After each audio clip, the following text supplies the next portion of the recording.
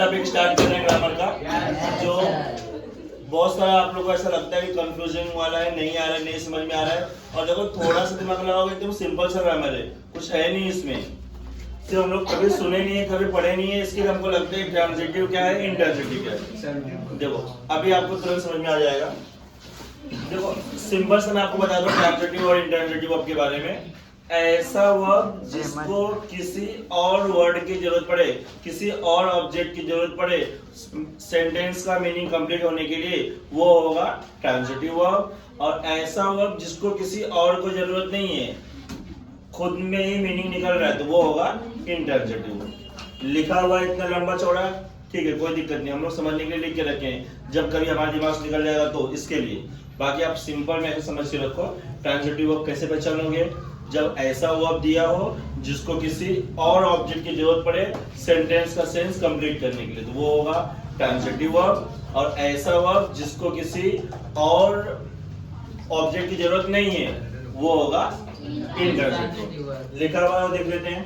Transitive verb requires direct object to complete their meaning, while intransitive verbs do not make sense on their own. जो मैंने बताया वही एक example समझते हैं ट्रांजिटिव वर्ब के। सी बेक्ड अ केक।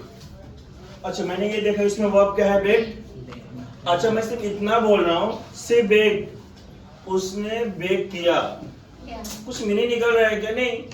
ये जब मैं केक लिखूंगा तब सेंटेंस का मीनिंग निकलेगा, तो इसका मतलब ये क्या है, ट्रांजिटिव वर्ब। तो here verb bake is transitive verb because the action of baking is being performed on the object cake. तो जब तक केक नहीं लिखा हुआ होगा तब तक सेंटेंस का मीनिंग नहीं निकलेगा। उसी तरह समझ बढ़ते हैं इंट्रांजिटिव वर्ब की तरफ। यहाँ पे देखो एक सेंटेंस लिखा हुआ है द सन शाइन्स। यहाँ पे एक वर्ब है कौन सा, शाइन। शाइन वर्ब है ना,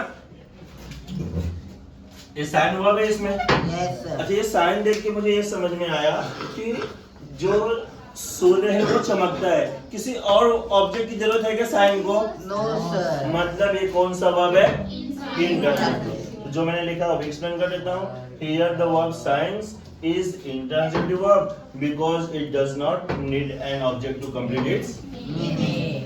Finished.